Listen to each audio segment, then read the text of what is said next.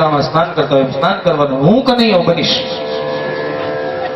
બધાએ કીધું ભલે મોંઘીમાં ને કનૈયો બનાવ્યા.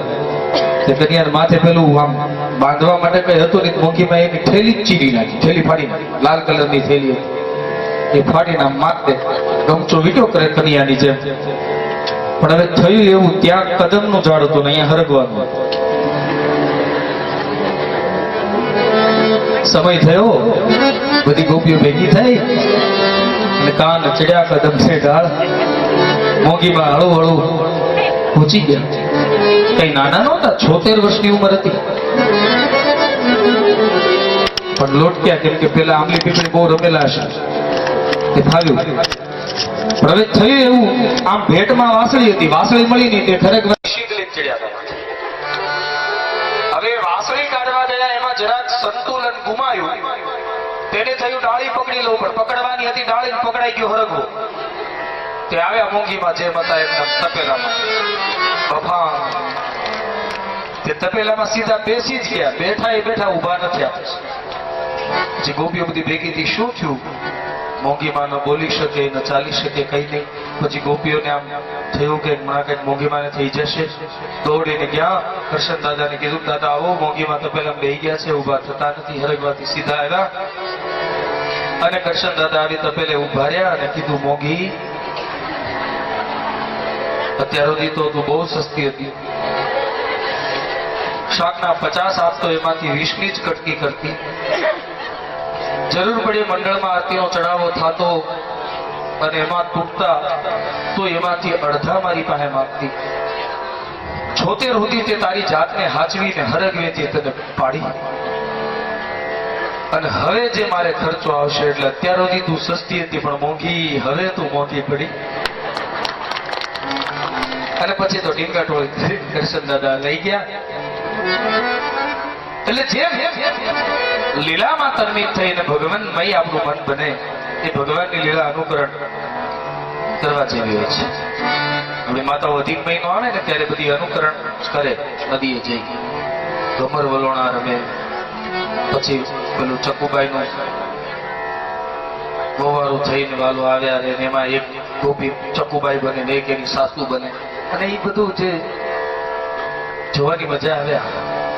ખરેખર એ સમયે તમારો જે ભાવ હોય છે, એ ભાવ સ્પષ્ટ અને શુદ્ધ હોય છે.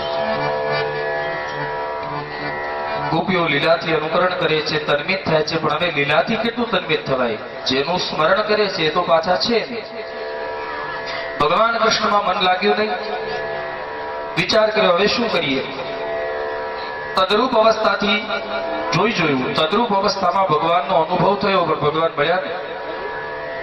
પછી ભગવાનમાં તન્મિત થઈ. આંખમાંથી અશ્રુ, મુખમાંથી રાગ, હૃદયમાં કરુણા, 3 પ્રગટ થયું. તન્મિત થઈ જોયું, તન્મિત થયે પણ ભગવાન ન મળ્યા. તે ગોતે, ઝાડની ડાળીઓને પૂછે, તે અમારા કનૈયાને જોયો? ધૂળને પૂછે, જળ પ્રકૃતિને પૂછે, વૃક્ષને પૂછે, ત્યાંથી નીકળતા પશુઓને પૂછે, ઉડતા પક્ષીઓને પૂછે, પણ કૃષ્ણનો કોઈ પતો લાગ્યો નહીં. પછી હૃદયમાં કરુણા પ્રગટ થઈ અને કહ્યું કે આપણા મનમાં આવેલા અભિમાને જ આપણને કનૈયાથી દૂર કર્યા છે.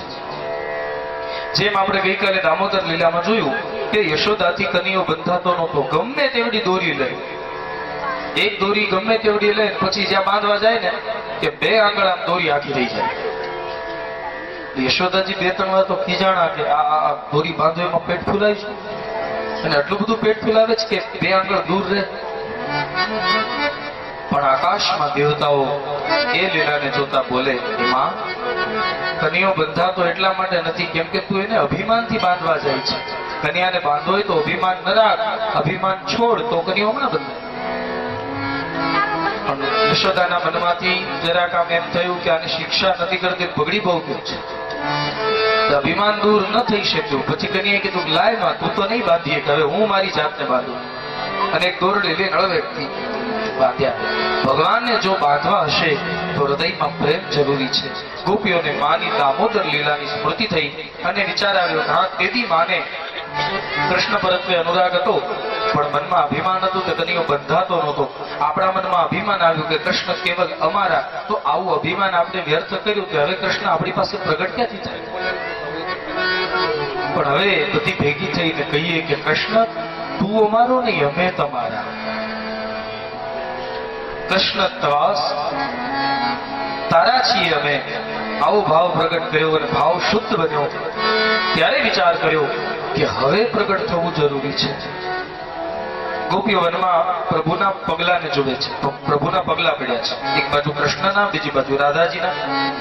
કોઈ કોઈ ગોપી પગલાની નિષ્ણાત હતી. એને કીધું જો અહીંયા કનૈયાના છે, અહીંયા રાધાના છે, ચાલો આ પગલે પગલે આગળ હાલી. અહીંયા કનૈયો ચાલ્યો છે.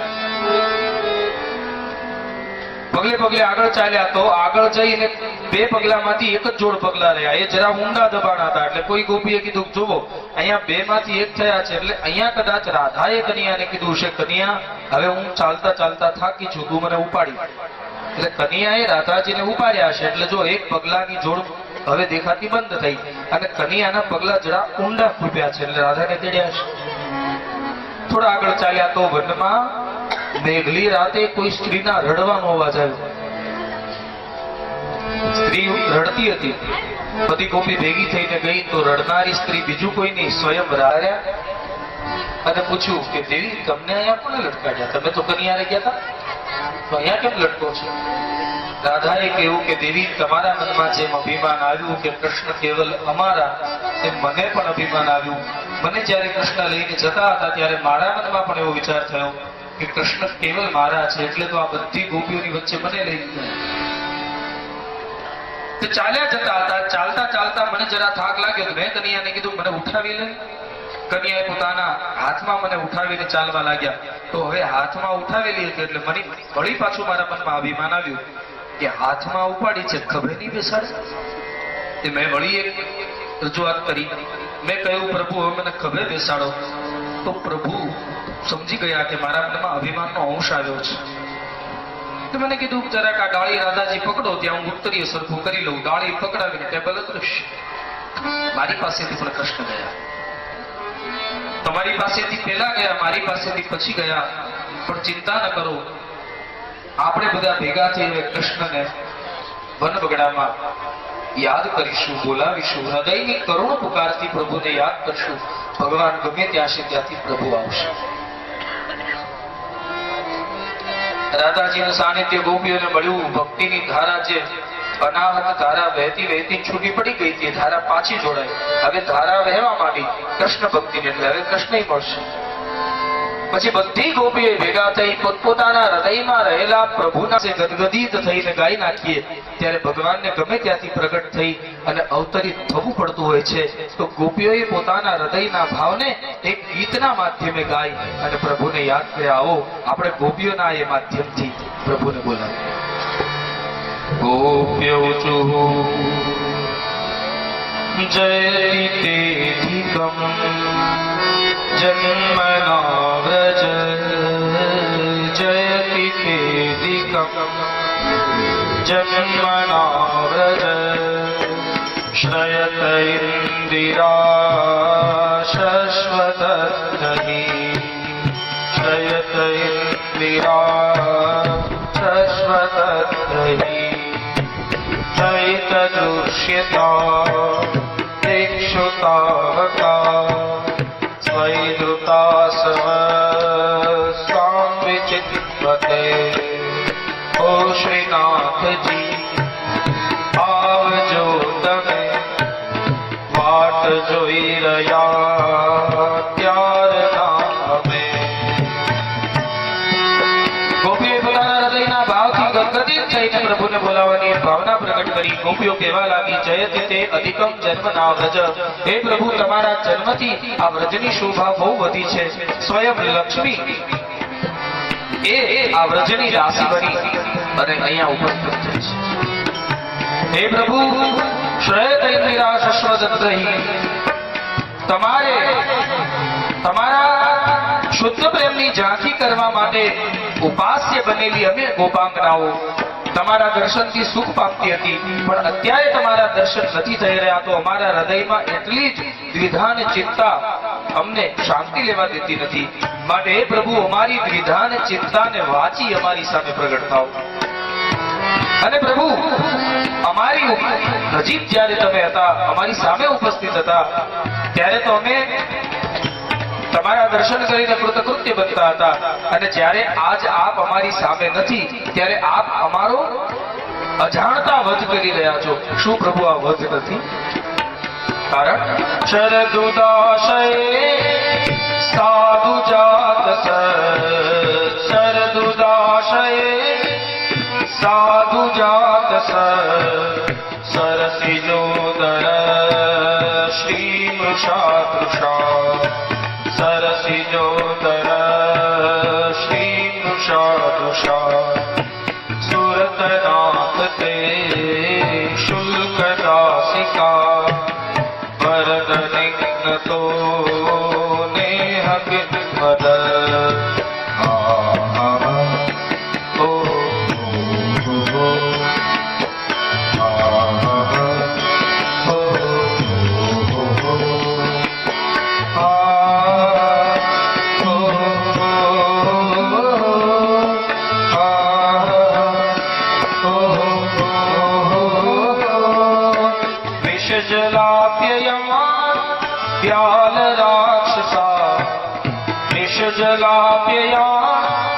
વ્યાલ રાક્ષસા વર્ષ મારુતા દૈત્યુતાનલા વૃષમયાત્મજા વિશ્વતો ભયા દશભદેવયં રક્ષિતામો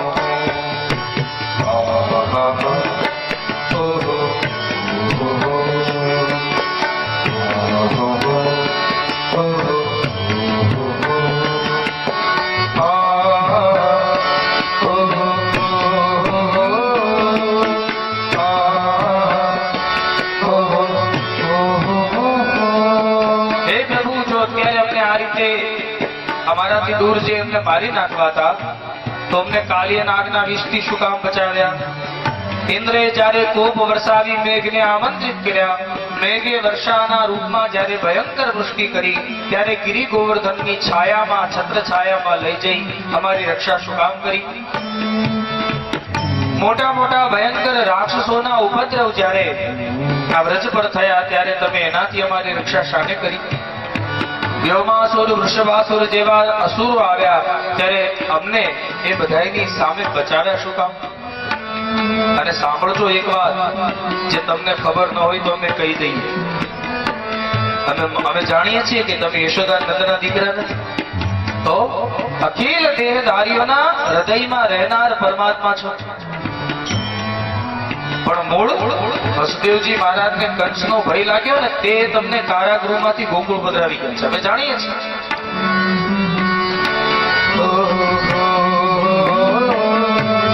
નકલુ ગોપિકા નંદનોદ્ભવા નકલુ ગોપિકા નંદનોદ્ભવા અખિલ દેહિના મંતરાત્મજો અખિલ દેહિના અંતરાત્મ વિઘ્ન સાર્થિતો વિશ્વગુપ્તયે વિઘ્ન સાર્થિતો વિશ્વગુપ્તયે સકૌદેવાન સાત્વતાં કુલે સકૌદેવાન સાત્વતાં. આ ધરતી પર અસુરોના અંધકારે કરી અંધકાર વ્યાપ્યો છે, એટલા માટે અંધકારને દૂર કરવા માટે તમે સાત્યકી કુળમાં સૂર્ય બનીને ઉપસ્થિત થયા છો, અવતરિત થયા છો, અમે જાણીએ છીએ. આ પૃથ્વી પરના ભારને હરવા માટે યદુકુળને માધ્યમ બનાવી અને પ્રગટ થયા છો. અને મારા જે તમારા ચરણે પ્રણામ કરે છે અને તમે એના પાપને હરવા વાળા છો. વ્રજવાસીઓના દુઃખને દૂર કરનાર હે વીર શિરોમણી, આપ જ્યારે અમે આપની સામે ઉભા રહીએ, જગતના તમામ આયામ અને દુઃખોથી લાગેલો થાક જ્યારે અમારા હૃદયમાં અમને મહેસૂસ થાય ત્યારે અમે તમારી છબીની સામે ઉભા રહીએ અથવા તો તમારા એ વિગ્રહ સામે ઉભા રહીએ, પણ તમારી મંદ મંદ પ્રસન્ન મુદ્રા અને મંદ મંદ હાસ્ય અમારા થાકને ક્યાં પધરાવી દે છે એમને ખબર નથી. નિજજને સ્મ ધંસન સ્મિત, તમારું સ્મિત અમારા નિજાનંદને પ્રગટ કરે છે અને દુઃખને દૂર કરે છે. હે પ્રભુ, અમે સામાન્ય તમારી કિંકરીઓ છીએ અને તમારા મુખના દર્શન કર્યા વગર ન રહી શકવા વાળી અધીરી ગોપીઓ છે, જે તમને પ્રણામ કરે છે એના તમે પાપનું હરણ કરો છો. અને પ્રભુ, અમારા કરતા તો પેલા ઘાસ ચરનારા પશુના ભાગ સારા છે, કારણ તમે ખુલ્લા પગે ઘાસ પર તમારા ચરણ કમલને પધરાવો છો અને તમારા ચરણે વિભૂષિત થયેલું કૂણું કૂણું ઘાસ એ પશુઓ ચરે છે, એટલે તમારા ચરણોનું અમૃત એ પશુઓને પ્રાપ્ત થાય છે. અને પ્રભુ, એ પશુ તો તમારા ચરણોના અમૃતને પ્રાપ્ત કરનારું છે, પણ અમે તો એના કરતા પણ ભાગ્યશાળી છીએ, કારણ એ પશુએ તમારા ચરણના સ્પર્શને પામેલા ઘાસને ચર્યું અને એ દ્વારા જે દૂધ મળ્યું એ દૂધના અમૃતને પીનારા અમે છીએ, એટલે એ પશુ કરતા પણ ભાગ્યશાળી અમે છીએ. ઓ પ્રણત ગેહિનામ પાપ કર્ષણમ તૃણચરાનુગમ શ્રીનિકેતનમ ફણિફણાર્પિતમ તે પદાંબુજમ તૃણકૃતેષુનાગ્રંથિરક્ષયમ. હે પ્રભુ, અમારા કરતા તો પેલા કાલિય નાગના ભાગ્ય બહુ સારા છે, કેમ કે અમે તમારા ચરણના સ્પર્શનો અધિકાર નથી પામતા. પણ પેલા કાલિયે દોષ કરેલો, તે કાલિયની ફણા પર તો તમે નૃત્ય કર્યા હતા, તે કાલિયના ફણા પર નૃત્ય કરનાર હે પ્રભુ, અમે તો કાલિયથી ગયા હોય એવું લાગે છે, કેમ કે ન તમારા દર્શનનો અનુભવ થાય છે અથવા ન તમારા ચરણનો અનુભવ થાય છે. પણ પ્રભુ, તમે તો દગો કરો છો મારી, એટલે તમે એટલા વાલા નથી એટલી તમારી કથા અમને બહુ વાલી છે. ભગવાન કરતા ભગવાનની કથાને ખૂબ મહાત્મ્ય આપતા ગોપીઓએ કથાને અને કથા વક્તા અને શ્રોતાઓને સર્ટિફિકેટ આપ્યું છે આ શ્લોકમાં. તવ કથામૃતમ તત્ર જીવનમ, તવ કથામૃતમ તત્ર જીવનમ, કવિભીડીતમ કલ્મષાપહમ, કવિભીડીતમ કલ્મષાપહમ, શ્રવણમંગલમ શ્રીમદાતતમ, શ્રવણમંગલમ શ્રીમદાતતમ, ભુવિ ગુણન્વિતે ભૂરિદા જના, ભુવિ ગુણન્વિતે ભૂરિદા જના.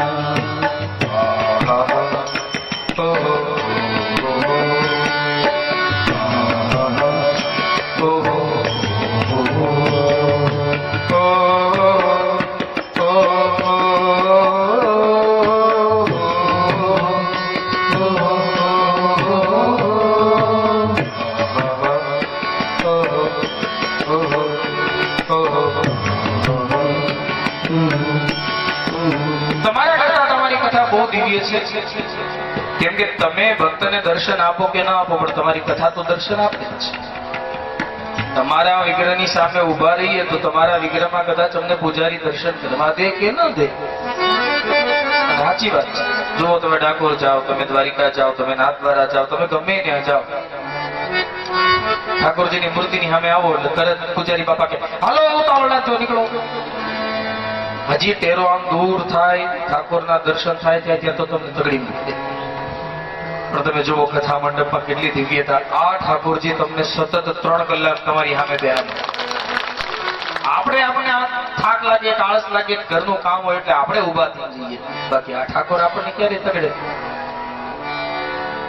તમારા કરતા તમારી કથા ઉત્તમ છે, તમારા કરતા તમારી કથા દિવ્ય છે, જે શ્રોતાઓના હૃદયના ભાવને સમજી અને શ્રોતાઓના હૃદયના ભાવને સમજી અને એ રીતે અનુકૂળ બની અને સતત અમને મધુર રસ પાયા, મધુર રસનું પાન કરાવ્યા કરે છે.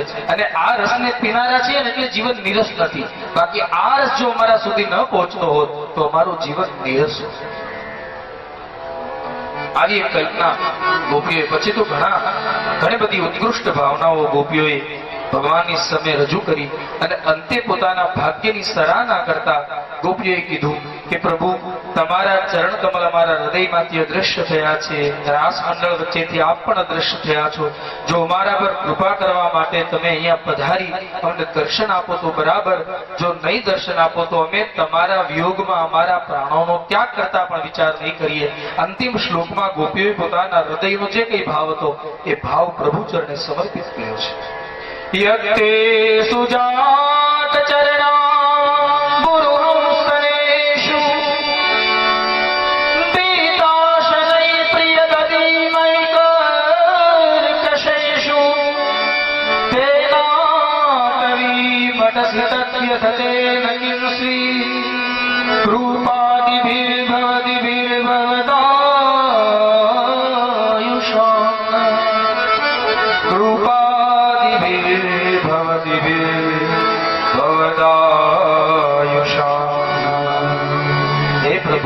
જ્યાં સુધી અમારું આયુષ્ય છે, જ્યાં સુધી અમારું જીવન શક્ય છે,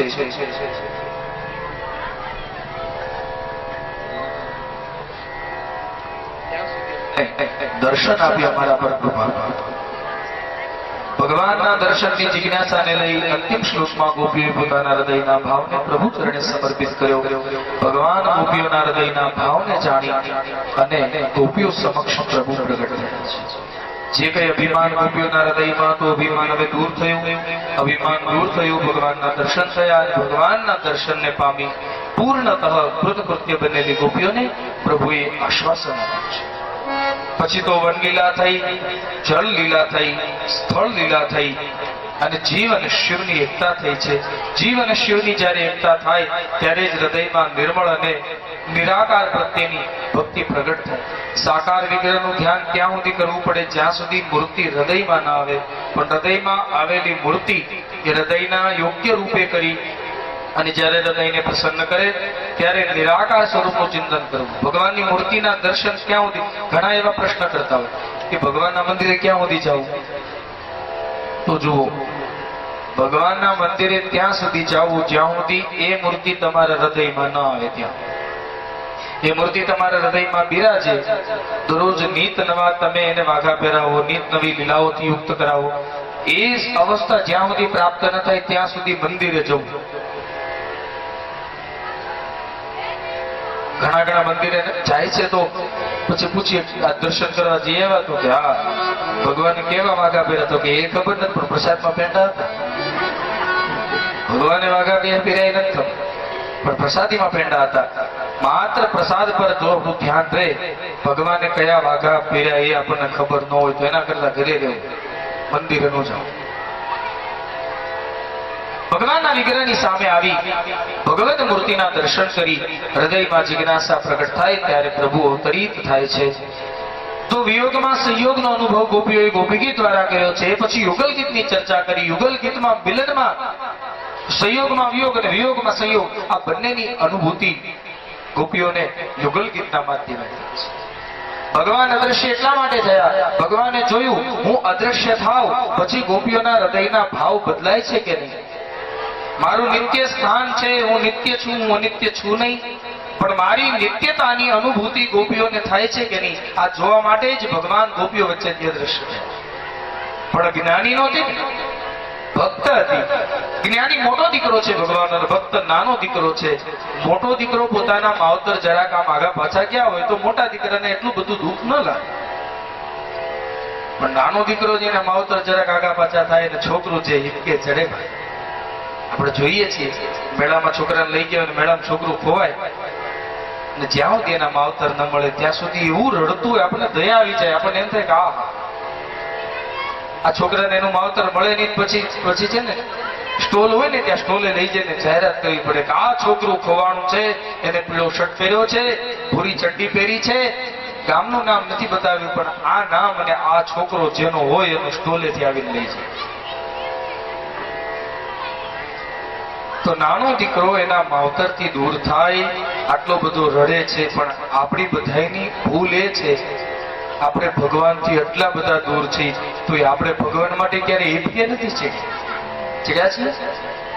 ભગવાન માટે સંસાર માટે તો સૌને રડતા આવડે છે, એ કઈ નવું નથી. પણ ભગવાનથી દૂરીનો અહેસાસ જ્યારે અનુભવાય અને ભગવાન માટે જ્યારે આપણી આંખમાં આંસુ આવે અને પછી આંખમાં આંસુ આવે એટલે એ જે છોકરાને જેમ ઉપાડીને પેલા લઈ જાય ને સ્ટોલ સુધી, એમ કોઈ મહાપુરુષ આવીને આપણને લઈ જાય ભક્તિના સમરાંગણમાં, હાથમાં કરતાલો અપાવે, પગમાં ઘૂઘરાઓ પહેરાવે, ભગવાનનું સ્મરણ કરાવે, ભગવાનના કીર્તનો કરાવે અને જાહેરાત કરે કે આ છોકરો મળ્યો છે, જેનો હોય એનો લઈ જાય.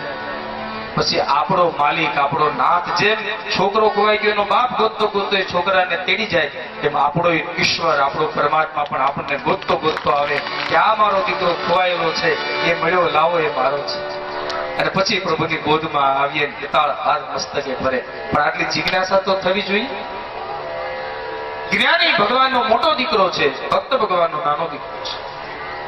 જ્ઞાની અને ભક્તમાં ફેર એટલો, જ્ઞાની ભૂલ કરે તો એની ભૂલ પ્રમાણે એને દંડ ભોગવવો પડે, પણ ભક્ત ભૂલ કરે તો ભક્તની ભૂલ એને ભોગવવી પડતી નથી. ભગવાન એ ભૂલમાંથી એને મુક્ત કરવાનો પ્રયાસ કરે. સંયોગમાં વિયોગ અને વિયોગમાં સંયોગની અનુભૂતિમાં યુગલ ગીતના સ્વરૂપે ગોપીઓએ ભગવાનને પ્રત્યક્ષ ન જોતા પરોક્ષ પણ ભગવાનની જરા પણ ખામી ન દેખાય યુગલ ગીત દ્વારા એ સ્પષ્ટ કર્યું. શુકાચાર્ય રાજન પરીક્ષિત સમક્ષ કે હવે ભગવાનના સંયોગમાં પણ વિયોગનો અને વિયોગમાં સંયોગનો આ બંનેનો સંમિશ્ર અનુભવ ગોપીઓએ કર્યો છે. સમય વ્યતીત થયો, નારદજીને ચિંતા થઈ કે કંસ હવે ઘણો જીવ્યો.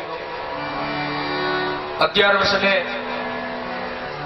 એના ઉપર થોડા દિવસો ગયા છે. હવે કંસના મૃત્યુનો સમય આવ્યો છે.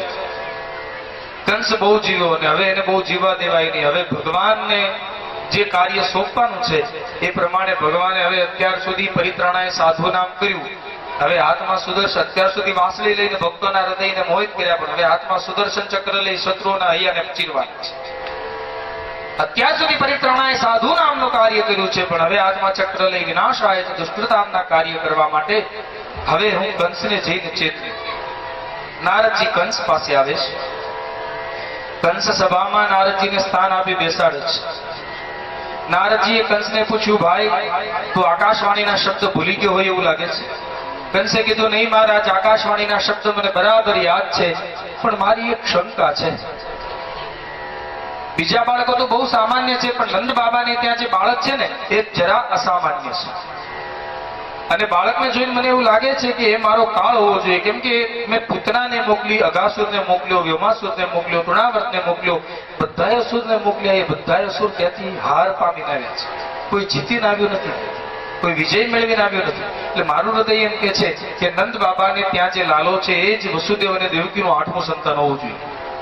નારદજીએ કીધું, લાવ તારી શંકાનું કાગળિયું હું સહી કરી દઉં. હા, એ જ છે, એ જ તારો કામ. હવે એને બોલાવ. હૃદયથી આવકારવા માટે નારદજીનું સ્વાગત સત્કાર કરી, દક્ષિણા દાન આદિ કરી નારદજીને વિદાય કર્યા. કંસે સભા બોલાવી. સભામાં બધાને ઉપસ્થિત થવાનું કહ્યું. એમાં મંત્રી પરિય બધા ભેગા થયા અને પૂછ્યું કે ભાઈ, મારો કાળ મને પ્રાપ્ત થયો છે, હવે એ કાળને મારવા માટે હું શું કરું? મંત્રીઓએ કીધું કે મહારાજ, જો અમારું માનો તો ધનુષ્ય યજ્ઞનું આયોજન કરો. ધનુષ્ય યજ્ઞનું 3 દિવસનું આયોજન કરો. એમાં પહેલે દિવસે ધનુષ્ય યજ્ઞ જ્યાં રાખવામાં આવે એટલે તમે સોનાનો રથ લઈ અક્રૂરજીને તેડવા મોકલો ગોકુળ. ગોકુળથી કનૈયાને અને દાઉને બંનેને તેડીને અક્રૂરજી આવે. આ બાજુ ધનુષ્ય યજ્ઞનું ધનુષ્ય જ્યાં રાખવામાં આવ્યું હોય ત્યાં આપણે કુવલિયાપીડ નામના હાથીને મદિરાથી મદોન્મત કરીને ઉભો રાખશું. દાઉ અને કૃષ્ણ જેવા આવશે, કુવલિયાપીડ પોતાના બંને દાંતથી જમીન સાથે દાઉ અને કનૈયાને જડી દેશે. જો એનાથી બચ્યા તો ધનુષ્ય યજ્ઞ જ્યાં ધનુષ્ય રાખ્યું છે ત્યાં શસ્ત્રધારી સૈનિકોને ઉભા રાખશું. એ શસ્ત્રધારી સૈનિકોના હાથે મરશે. અને એનાથી જો બચ્યા તો મલ્લ ભૂમિમાં ચાણોર, મુષ્ટિક, શલ અને કૌશલ આદિ જે મલ્લો છે એને ઉભા રાખશું. પણ આપણે એને જીવતો નહીં રહેવા દઈએ. અને સભામાં જો આવ્યો તો અમે બધા બેઠા જ છીએ. કંસના મંત્રીઓની આ યોજના કંસને બહુ ગમી, કેમ કે કંસના મંત્રી પાછા કંસ જેવા જ હોય. એ તો એનું જ ઈચ્છનારા હોય. અક્રૂરજી મહારાજને તૈયાર કર્યા. રથ લઈ કહ્યું, મહારાજ તમે ગોકુળ જાઓ. નંદ બાબાને ત્યાં નંદની યશોદાનો લાલો અને દાઉ આ બંને મારા ભાણે હાથ થાય. અને મારા ઘરે યજ્ઞ છે એટલે બહેનોનું ભાણેજરાઓનું તો તેડું કરવું પડે. એને કંકોત્રી દીધે ન ચાલે.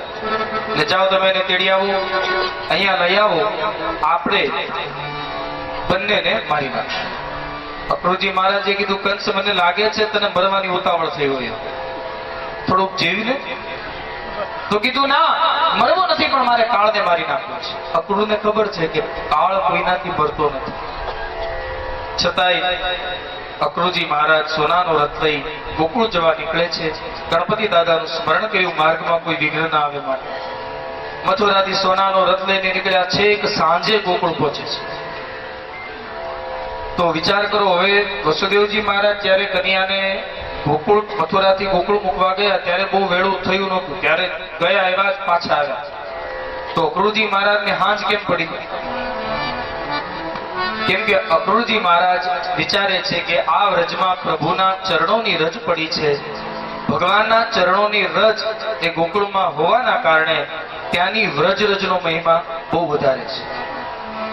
ત્યાં ભગવાનના ચરણનો સ્પર્શ સીધો થયો છે, એટલે ત્યાં તો માટી ખાવાનો મહિમા બહુ છે. રમણ રેતીમાં જે સાધુ સંતો આળોટતા હોય એને આપણે જોયા કરીએ. આપણે જઈએ ત્યારે આપણને સાધુ સંતો કે એ સ્થળ રમણ રેતી હે, ત્યાં ભગવાન ખેલે અને આળોટો અને માવડિયું જે આળોટે, આખા ધૂળ ધૂળ થઈએ, આળોટીએ. પછી જ્યાં ભગવાને માટી ખાધી હતી ત્યાં માટીના નાના નાના પિંડ આપે. લ્યો કનૈયાએ માટી ખાધી હતી, અહીંયા તમે માટી ખાઓ. તો ત્યાં ભગવાનની એક એક લીલા અનુકરણીય બનાવી છે આજના એ મહાપુરુષો. વ્રજરજના મહિમાને કારણે અક્રૂરજી મહારાજ રથ પરથી ઉતરીને ચાલીને નથી આવ્યા. અક્રૂરજી મહારાજ આળોડતા આળોડતા ગોકુળ પહોંચ્યા છે, એટલે હાંજ પડી. ચરણ રજનો મહિમા અક્રૂરે જાણ્યો એ, અક્રૂરજી આળોટિયા કૃષ્ણ પ્રેમને ખાतिर. કૃષ્ણ પ્રેમને કારણે અક્રૂરજી મહારાજ આળોટતા આળોટતા ગોકુળ પહોંચે છે. સાયંકાળ થયો. આ બાજુ કન્યાઓને દાઉ ગાયો ચરાવવા ગયા હતા, ત્યાંથી પાછા ફરે છે. ગાયો બધી ગૌશાળામાં ગઈ. નંદાલયમાં નંદ બાબા યશોદાજી સર્વ ઉપસ્થિત છે. આ બાજુ અક્રૂરજી મહારાજ સ્વર્ણનો રથ લઈ આવ્યા. રથીએ રથને સ્થાપિત કર્યો, ઘોડાઓને બાંધી અને રથમાંથી મુક્ત કર્યા. સારથીએ પૂત પવિત્ર બનીને રથ પાસે બેસવાનો નિર્ણય કર્યો. અક્રૂરજી મહારાજ આળોટતા પહોંચ્યા અને આવી નંદાલયમાં નંદ બાબાને મળ્યા છે. નંદ બાબાએ અક્રૂરનું સ્વાગત સન્માન કર્યું. યશોદાને પરિચય આપ્યો કે દેવી, આ વસુદેવજીના ભાઈ છે, આનું નામ છે અક્રૂર. યશોદાજીને અક્રૂરજીનો પરિચય થયો. અક્રૂરજીના પરિચય યશોદાજી ખૂબ રાજી થયા છે. બંને ભાઈઓ વનમાંથી ગાયો ચરાવીને પાછા આવ્યા. ગાયોનું ટોળું ગૌશાળામાં પ્રવેશ કરે છે. દાઉ અને કૃષ્ણ બંને ચાલતા આવે છે. મુખ પર પ્રભુને વાકડિયાળા વાળ કપાળ સુધી પહોંચ્યા છે. રેતીના કણ ઉડીને પરસેવા સાથે ચોટી અને ભગવાનનું મુખ એટલું દિવ્ય લાગે છે, જાણે આકાશમાં તારલિયાની ચુંદડી ઓઢીને જેમ આકાશ સ્વચ્છ લાગતું હોય, આ રીતે પ્રભુનું કપાળ સ્વચ્છ લાગે છે. ભગવાને ગૌશાળામાં ગાયોને બાંધી અને આવ્યા મા પાસે. મા પાસે આવી ગાયોની સેવા કરી અને હળવેકથી માને કીધું, મા હવે સ્નાન કરાવી. મા પાસે હૃદયની ઉત્કટ ભગવાને ધારણ કરી છે.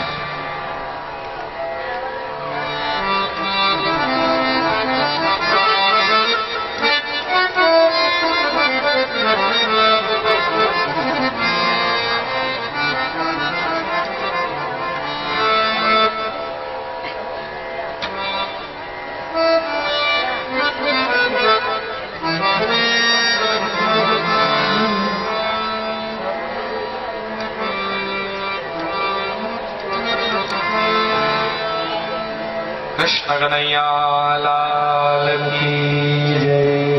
આપણા ઠાકોરજીના વરઘોડાની તૈયારી થઈ રહી છે. જેને વરપક્ષમાં ભળી અને વરઘોડામાં આવવું હોય, એને ઊભા થવું હોય તો બાજુમાં બેસેલા પાડોશીને પણ તકલીફ ન થાય એ રીતે ઊભા થઈ અવાજ કર્યા વગર જવું હોય તો જઈ શકો છો. જેને માંડવાના પક્ષમાં રહેવું એ અહીંયા બેસી શકે છે. જેને જાગમાં ભળવું એ જાગમાં જઈ શકે છે, પણ શાંતિથી.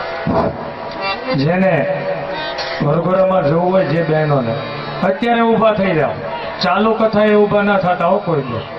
સાદુલભાઈ મેળાભાઈના ઘરેથી વરઘોડો છે. થોડુંક અમારે તેજાભાઈને બાળક નહોતું તેમના ઘરે, એટલે અમે ટ્રાન્સફર કરી નાખ્યું છે. તો સાદુલભાઈના ઘરેથી કૃષ્ણ ભગવાનનો વરઘોડો છે. જેને જવું હોય તે ચાલુ કથામાં ન ઊભા, અત્યારે તમને ટાઈમ જ આપ્યો, ઊભા થઈ જજો વરઘોડામાં જવું હોય. મહેરબાની કરી અને અત્યારે ઊભા થઈ જાઓ. ચાલુ કથાએ ન થતા કોઈ સમજતું જ નહીં. ચાલુ કથાએ બધા ઊભા થાય પછી. એટલે જે ભાઈઓને જવું હોય તો જાય, બહેનોને જવું હોય તો જાય વરઘોડામાં. આપણે અહીંયા 5 કલાકે વરઘોડો પહોંચી જશે. બસ બીજું કાંઈ કહેવાનું નથી. હવે કોઈ ચાલુ કથામાં ઊભા ન થતા. કન્યા પક્ષમાં રહેવું હોય ત્યાં રહેજો, વર પક્ષમાં જવું હોય સાદુલભાઈના ઘરે જાજો.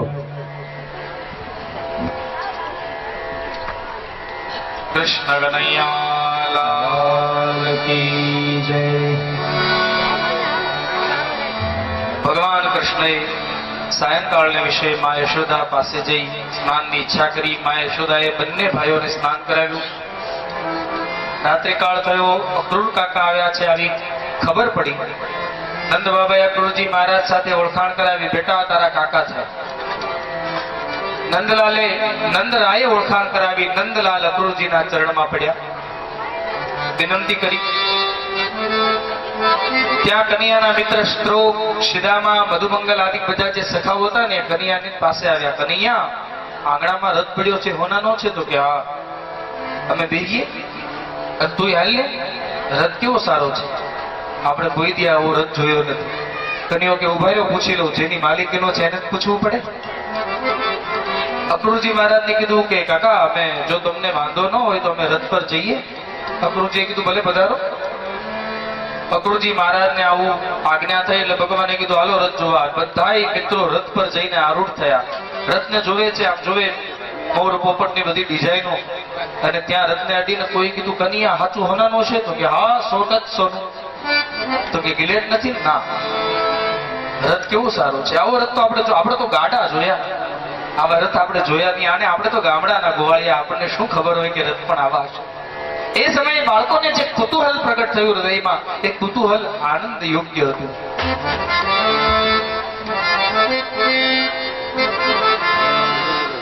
આનો અર્થ એ થાય કે જેની પાસે વ્યવસ્થા છે એ વ્યવસ્થા યુક્ત. અને આજે એ રથ જોવા જેમ એ સમયે બધા ટોળાઓ ઉમટી પડ્યા હતા, એ કઈ જૂનું નથી. અત્યારે એમ જ છે. કોઈ હાઈફાઈ કંપનીની મોટર કાર લઈને પોતાના આંગણે ઉભી રાખી એટલે બધા જોવા આવે, લે મોટર સારી છે. તો એ સમયે અક્રૂરજીનો રથ કઈ જેમ તેમ હશે. અત્યારની સામાન્ય મોટરને આપણે જોવા ઉભા રહી જતા હોય તો અક્રૂરજીનો રથ કેવો છે. બધાએ રથ જોયો. સાયંકાળ થયો, રાત્રિનો વાળોનો સમય થયો. મા યશોદાએ કનૈયાને બોલાવ્યા. કનૈયા, ચાલ હવે જમી લે બેટા. કનૈયાને દાઉ બધાએ મિત્રોને વિદાય આપી ઘેર આવ્યા. ભોજન કરવા માટે બેઠા. પણ એ લોકોને ભોજનનો નિયમ, એ નિયમ આપણે પાળતા નથી. જો નિયમ કેવો છે કે ભીના પગે ભોજન કરવા બેસવું અને કોરા પગે શું. સાચું કેજો, જમતા પહેલા કોઈ હાથ પગ ધોવે છે? ભોજન પહેલા હાથ પગ ધોઈને બેસવું, ભીના પગે ભોજન કરવું અને કોરા પગે સૂવું. જયારે સુવા જાવ ત્યારે પગ પલાળવાના, પણ આપણે ઊંધું કરીએ. સુવા જાય ત્યારે હાથ પગ ધોઈને સૂઈએ અને ભોજન કરતી વખતે કોરા પગ રાખે. ભગવાને પોતાના હાથ પગ ધોઈ અને ભોજન માટે બેઠા છે. આજે કાસાની થાળીમાં તાસળી ભરીને દૂધ, માખણ, મિશ્રી ને બધું માં પીરસે છે. પણ માની દ્રષ્ટિ આજ કનૈયા સામે નથી. કનૈયાની સામે જોતી નથી. કેમ કે ખબર છે કે કાલે તો આ જતો રહ્યો. પીરસે છે પણ ધ્યાન નથી. અક્રૂરજી મહારાજને આગ્રહ કરે, દાઉજી મહારાજ સામે જુએ. નંદરાયને આગ્રહ કરે, પણ દાઉ અને કૃષ્ણ બંનેને માં આગ્રહ કરતી નથી. તો માના આગ્રહ વગર કનૈયાને ભાવે કે રહી કર્યો કે માં રોટી તો કે પડી છે ને, માં માખણ એ રહ્યું, મિશ્રી એ માને કનૈયાને બોલાવી છે. માને પણ માં જ હૃદય પર પથ્થર રાખી અને કનૈયાને પીરસે. ભોજન કરી સૌ ઉઠ્યા. આ બાજુ અક્રૂરજી મહારાજ શયનખંડમાં ગયા, દાઉ અને કૃષ્ણ બંને અક્રૂરજીના ચરણોની સેવા કરવા ગયા છે. ચરણોની સેવા કરી અક્રૂરજી મહારાજના હૃદયમાં જ આનંદ સમાતો નથી. અક્રૂરજી મહારાજ વિચારે છે કે આખા જગતનું બાપ, અખિલ બ્રહ્માંડનો નાયક આજે મારા પગ દાબે છે. મને કાકા કહીને બ્રહ્મ બોલાવે છે. અક્રૂરજી મહારાજના ચરણોની સેવા પ્રભુએ કરી.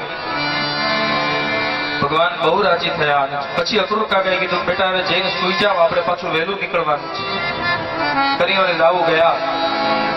દરરોજનો નિયમ હતો કે સાંજે કનૈયો સુવે ત્યારે માં ગૌરી ગાયનું દૂધ તાસળીમાં ભરીને લાવે, કનૈયાને પીવડાવે અને માથે હેતાળ હાથ ફેરવે, પછી કનૈયાને સુવાડે. પણ આજે પીછાને કનૈયો સૂતો છે, પણ માના દૂધ લઈ આવી હેતાળ હાથ ફેરવા. ત્યાં માં જાગે છે, અહીંયા કનૈયો જાગે છે. માને ઊંઘ નથી આવતી અને કનૈયાની ઊંઘ નથી. બ્રહ્મ સુતા સુતા વિચારે છે કે હું જ આ જગતને બનાવું છું, પણ જેની પાસેથી અપેક્ષિત પ્રેમની આશા રાખું છું, એની પાસે મને ભરપૂર પ્રેમ જ્યારે પ્રાપ્ત થાય છે, ત્યારે હું મારા બંધનથી કોઈને મુક્ત નથી કરી શકતો. આજે માં યશોદા પ્રત્યે ભગવાનને એક જિજ્ઞાસા છે. ભગવાનને રડવું એટલા માટે નથી આવતું કે ભગવાન કાલે જવાના છે. ભગવાનને રડવું એટલા માટે આવે છે, પ્રભુ કહે છે કે જ્યારે મારો ભક્ત, મારા દ્વારા બનેલું પ્રાણી મનુષ્ય એ દુઃખી નથી, એ અનાથ નથી, કેમ કે એનો નાથ હું છું, હું જગન્નાથ છું. પણ મને દુઃખ એ વાતનું છે કે આ બધાયનો નાથ તો હું છું, પણ મારો નાથ કોણ? હું તો નાથ. બાળક લાડ કરે ત્યારે એની મા પાસે જઈને લાડ કરી શકે, પણ હું તો જગત આખાનો બાપ, હું ક્યાં લાડ કરું? મને જ્યારે જ્યારે લાડ કરવાની ઈચ્છા થાય ત્યારે કા યશોદાની કુખે, કા દેવકીની કુખે, કા કૌશલ્યાની કુખે અવતરિત થઈ અને આનંદ કરું છું. હૃદયમાં વ્યથા પ્રગટ થઈ. આજ યશોદાજી કનૈયાને આગ્રહ નથી કરતા, પણ કનૈયો સુવે પડખા ફર્યા કરે છે. પણ ગમે એમ તો એ માનું હૃદય તો માં જ છે. એ માને માં જ જાણી શકે, બાકી કોઈ ન જાણી શકે. પડખું ફરીને સુતેલો કનૈયો સુવાનું નાટક કરે છે. માં હળવેકથી આવી ઓરડાને ખોલ્યો, જોયું કનૈયો પડખું ફરે છે, સૂતો. પછી કનૈયો પથારી પરથી ઉભો થઈ અને થયું કે લાવને માને જોયો, માં સુઈ ગઈ જાગે છે. જ્યાં ગયો તો માં સૂતી નહોતી. માં થાંભલીને ટેકો દઈ હળવેકથી કનૈયાએ કીધું, માં કેમ તને આજ ઊંઘ નથી આવતી? તો કીધું કે બેટા, અત્યાર સુધી મેં તને ક્યાંય એકલો મૂક્યો નથી, પણ આજ હું તને રેડો મોકલું છું. 11 વર્ષ ને 52 દિવસ સુધી વૈષ્ણવના હાથમાં ઠાકોરજીની સેવા આવી અને પછી અચાનક છીનવાઈ અને જે વૈષ્ણવની હાલત થાય, એવી હાલત આજ માં યશોદાની છે. હૃદય ખૂબ રડે છે માનું. હૃદય પર પથ્થર રાખીને માં હૃદયની ઉત્કૃષ્ટ ભાવના એ પ્રભુને સમજાવવાનો પ્રયત્ન કરે છે.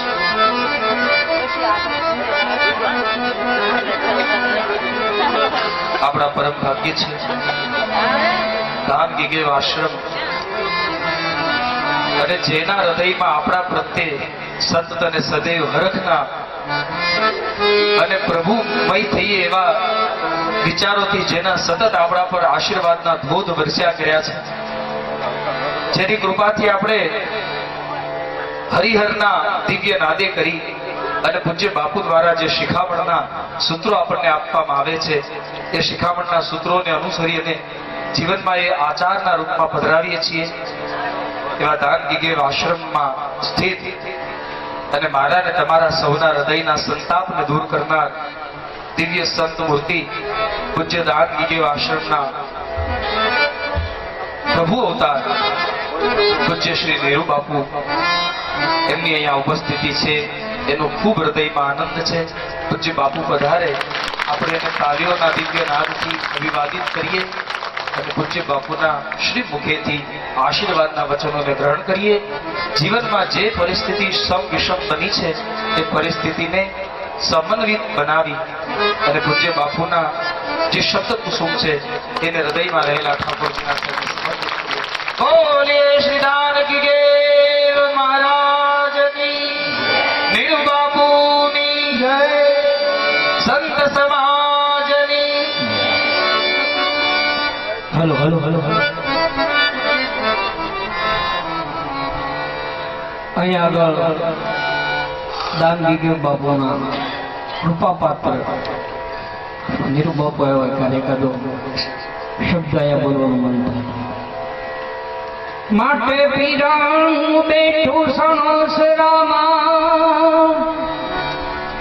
અને દાન ગીગેવ છે નામ, એ નીરુ બાપુના કરી લો દર્શન, નિષદિન તાસે કલ્યાણ.